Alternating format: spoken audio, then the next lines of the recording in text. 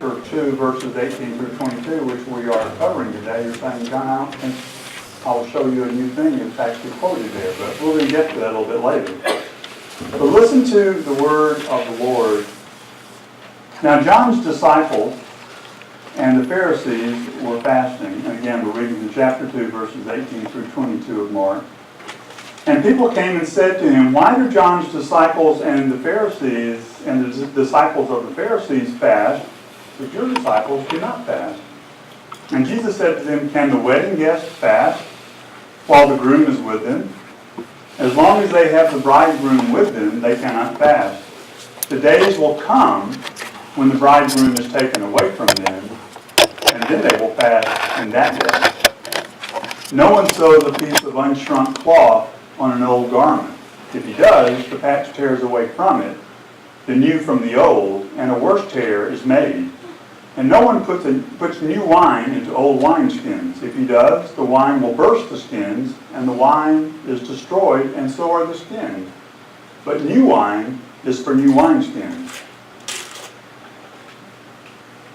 Before we approach any passage and try to understand a passage of Scripture, and try to understand it, we need to have a plan. And I always have a plan that before I approach it, and it's actually a pretty simple plan. I have 3 questions, and they are, what does the plan, or what does the message or passage say? What does it mean? What does the passage mean? And 3, why does it matter? Now, these 3 questions are closely connected, and they can actually be so intertwined that sometimes they're hard to separate. But I suspect some of you may be saying, well, listen, I'm looking at question number 1. I'm thinking about question number 1 says, what does the passage say? I think that's pretty easy. I mean, my Bible's written in English. I can read English. So what the passage says is a no-brainer. Well, let's see if we can put that assumption to the test for a moment. I hope we have a translation on the screen. We should have in just a moment just verse 18 of Mark chapter 2. And this is the ESV translation, which I've just read. Now, John's disciples and the Pharisees were fasting, and people came and said to him, why do John's disciples and the disciples of the Pharisees fast, but your disciples do not? Now, if this is the John we're talking about here, of course, is John the Baptist.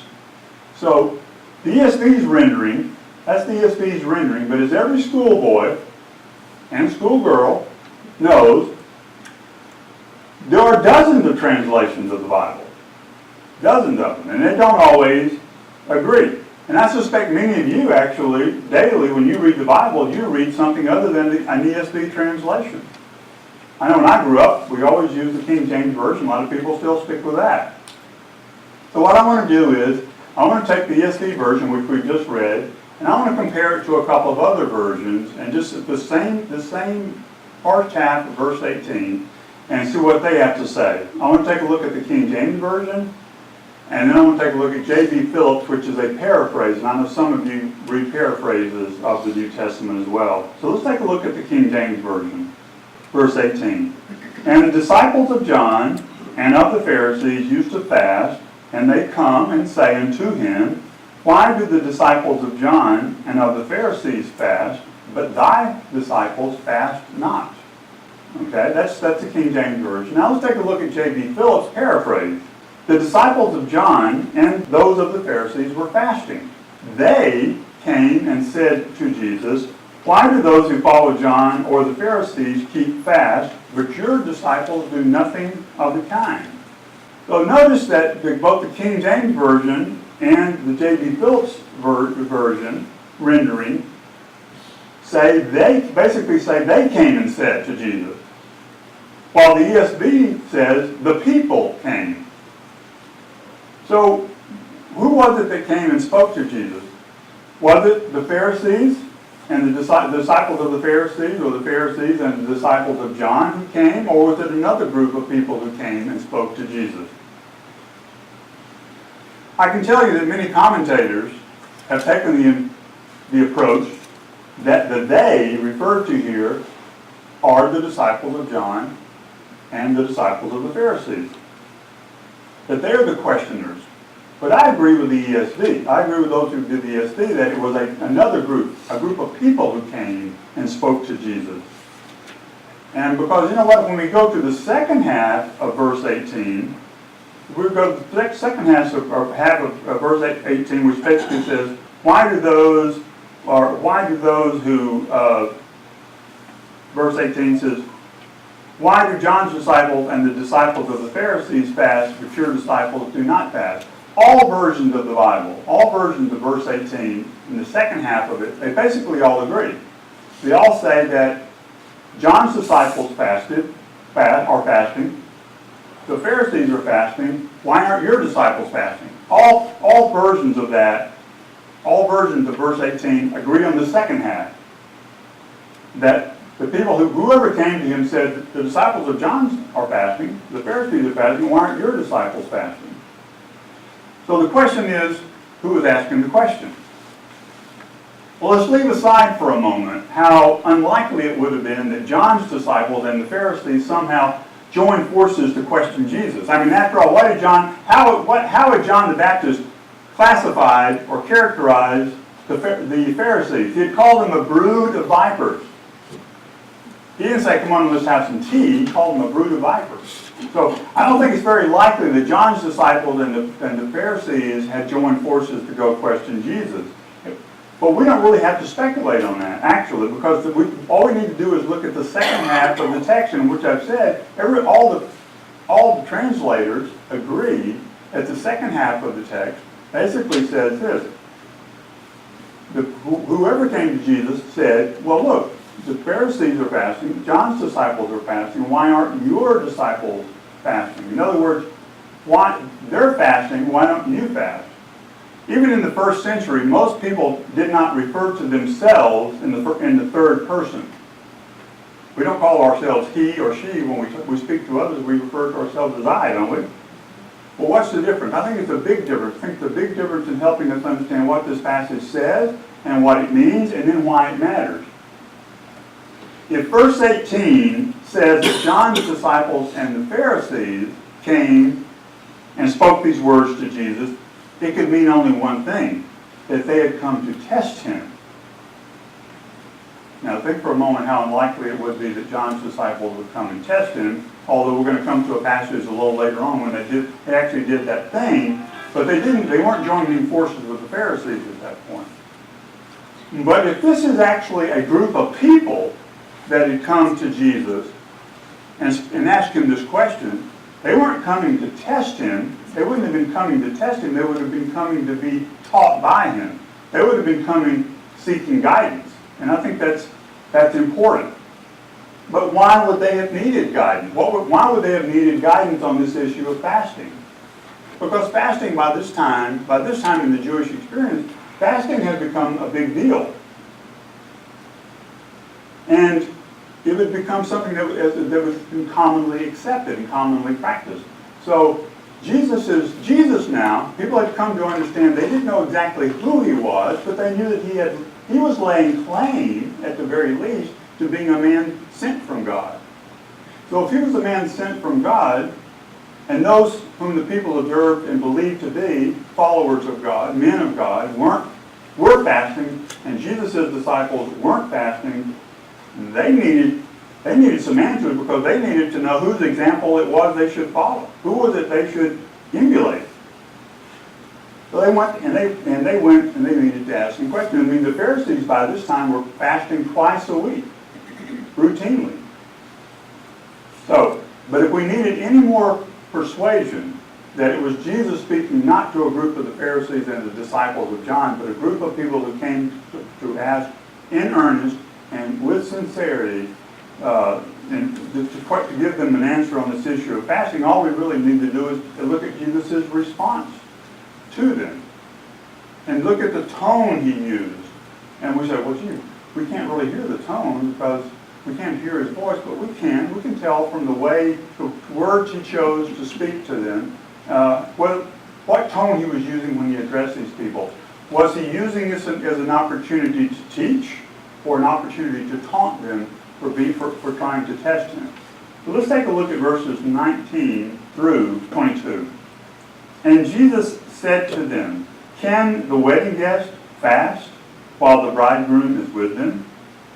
As long as they have the bridegroom with them, they cannot fast. The days will come when the bridegroom is taken away from them, and then they will fast in that day.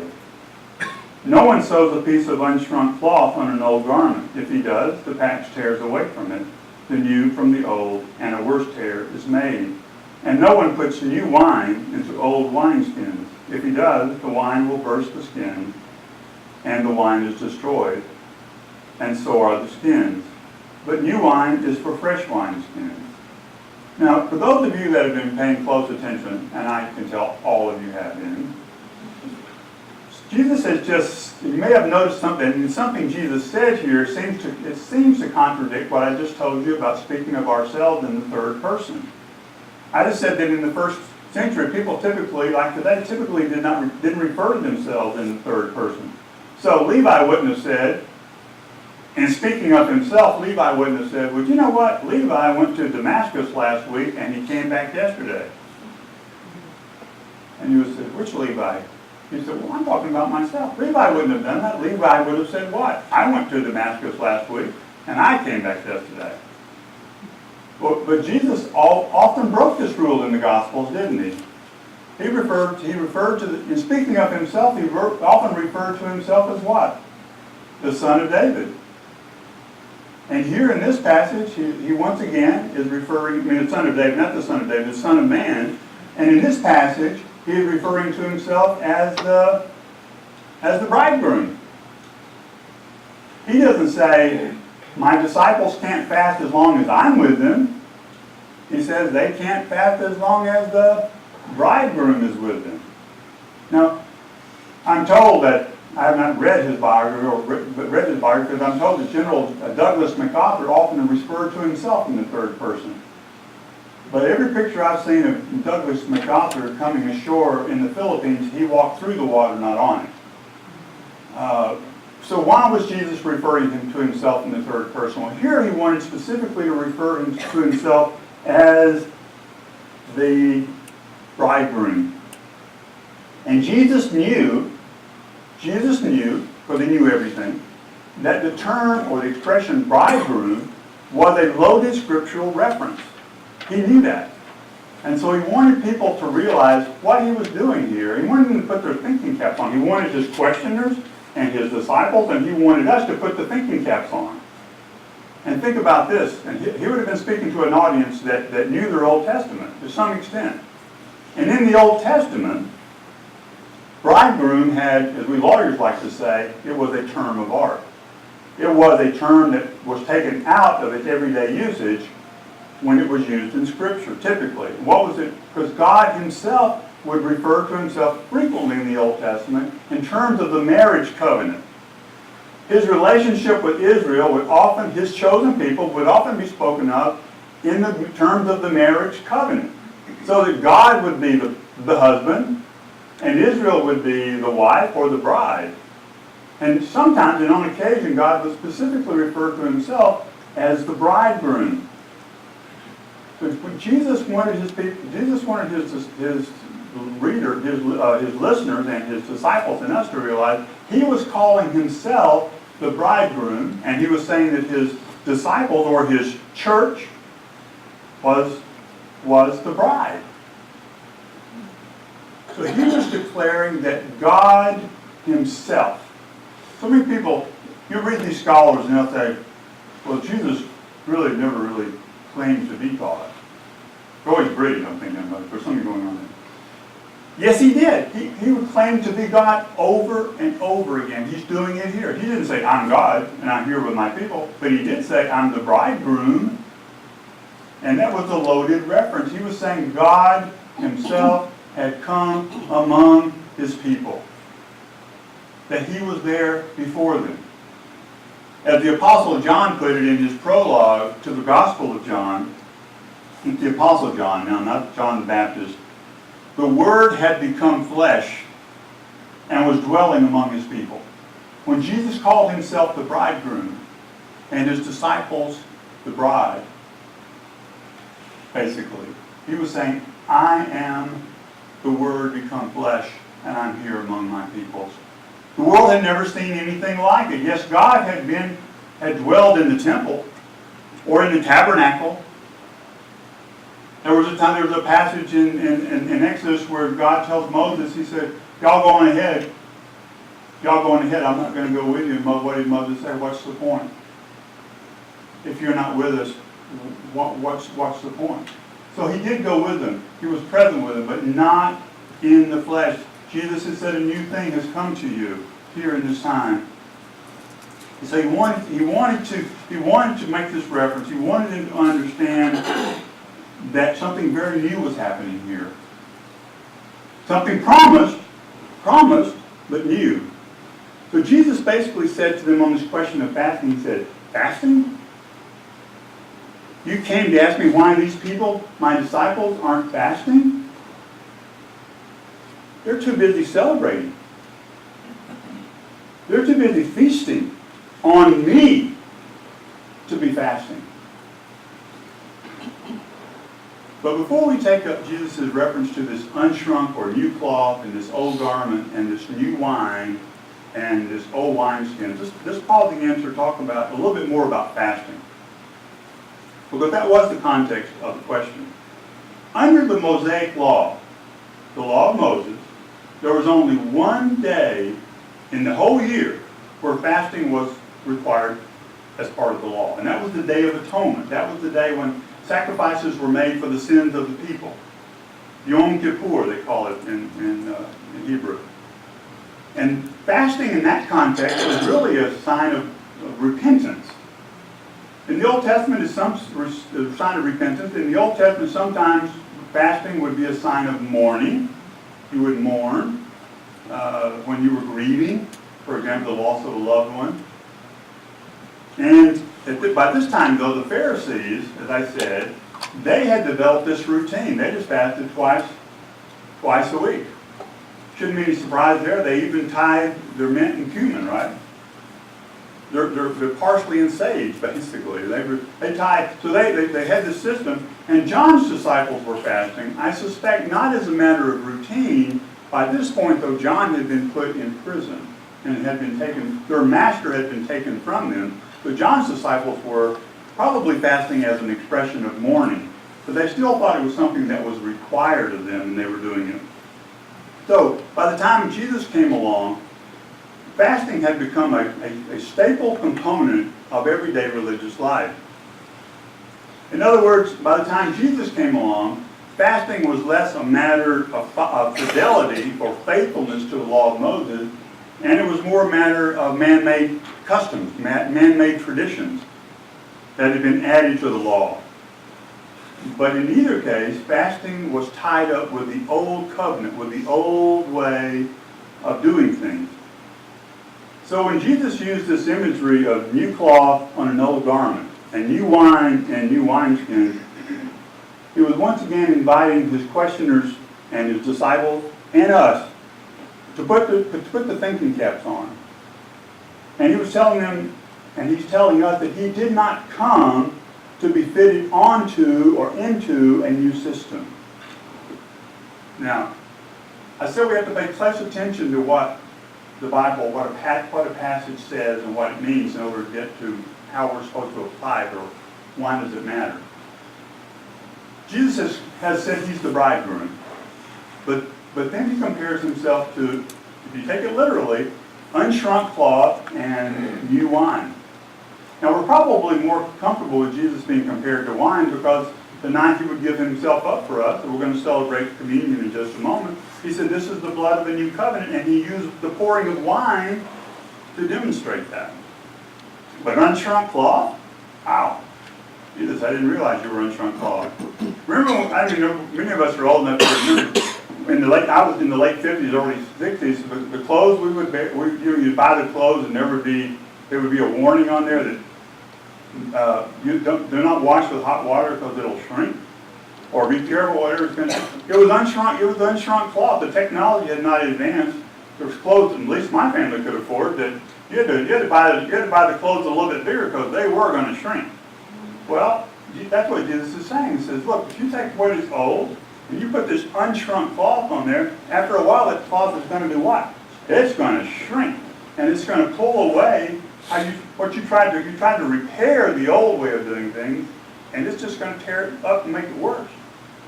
Now, what's the new wine reference in old wineskins? The old wineskins would have been made basically out of goat skin. And you'd take a young goat, and you'd get the skin off, and you'd sew it together, and you can actually drink out of it too, and you'd make a sling around your shoulder, and you'd carry your wine and your stuff with you. And in those days too, we forget this, but the water was not very good, so the wine was actually probably was safer to drink than water. That's always Mike's view. I don't know. But what with old wineskins would have been brittle and drier, more fragile. But new wine and would have been wine that really had not yet completely fermented. It was still, that wine still got some stuff going on in it. So if you took this brittle package or this brittle container and you put this new unfinished wine in it, and it continued to work and expand, it's just going to blow a gasket. It's just going to blow a hole in this old wineskin, and the wine's going to pour out. The old wineskin, which would have been okay with old wine, all of it's useless. So that's the practical application there. But you have to be careful. These are parables, and you always want to be careful. The wineskin and the old garment, these are parables, and you have to be careful about making one-to-one comparisons or analyses about all that. The point is this: is that Jesus was telling his listeners he didn't come to put a patch on the Mosaic Law or the human traditions that had been built upon it. Jesus didn't come to write a self-improvement book. I'm going to show you a better way to do what you're doing. You've developed this system of laws, and well, not the laws, but the man-made traditions that have been heaped on the laws, and I'm going to clean all that up, and I'm going to improve it, and I'm going to make it better. I'm going to give you 10 steps to being able to follow the law of Moses. That's not what Jesus came to do. What did Jesus say he came to do? I came to give you life and give it more abundantly. I didn't come with a self-improvement program. It wasn't like this. You go through the line, and or do we even have cafeterias anymore? You remember when we did. You go through the line and say, give me a little bit of that, and give me a little bit of that, and give me a lot. And you get to the end of the line and say, and I'll take a little Jesus. I'm just going to put a little Jesus on this. That's not what he said. That's not what he was talking about. He said, this is what I am doing here. And Jesus, of course, knowing all things, he knew what Paul would deal with. What would Paul do? You read the letters of Paul, Galatians, Colossians, you name it. He goes to these places, he goes to the synagogue, and then later people come in behind him, the Jews, or the Judaizers as they call, and they say, that Jesus is fine. Jesus is fine. Y'all just do all the stuff required of the law, that the law requires, and the human traditions that we heaped on, and then if you want to add a little Jesus to that, that's fine. Jesus said, that's not going to be fine. It's me. You've heard the expression, it's my way or the highway. I didn't know that expression until I married Ellie. But, no, I'm joking. This is on tape. Honey, we miss you. Jesus said, I am the way, the truth, and the life. He didn't say, I am just the way. I didn't just come to make things better. Jesus didn't come to make your life better. He didn't come to teach you how to do things better. He didn't come to give us daylight savings. He came to give us life-saving time. Himself. That's what he came to do. Now, before we leave, before we wind this up, I want to come back to one thing. I want just a teaching moment here.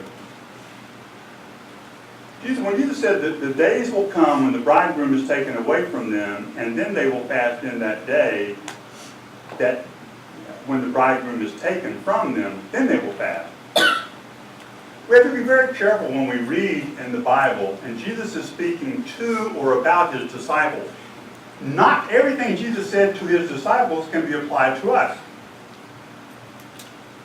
They were a particular group of people who would have a particular group of experiences. We can learn lessons from what he taught them, but it's not always a direct one-to-one thing. For example, in the Gospel of John, on the night Jesus would give himself up for us in chapter 16, he said to his disciples, I have said all these things to you to keep you from falling away. they will put you out of the synagogue.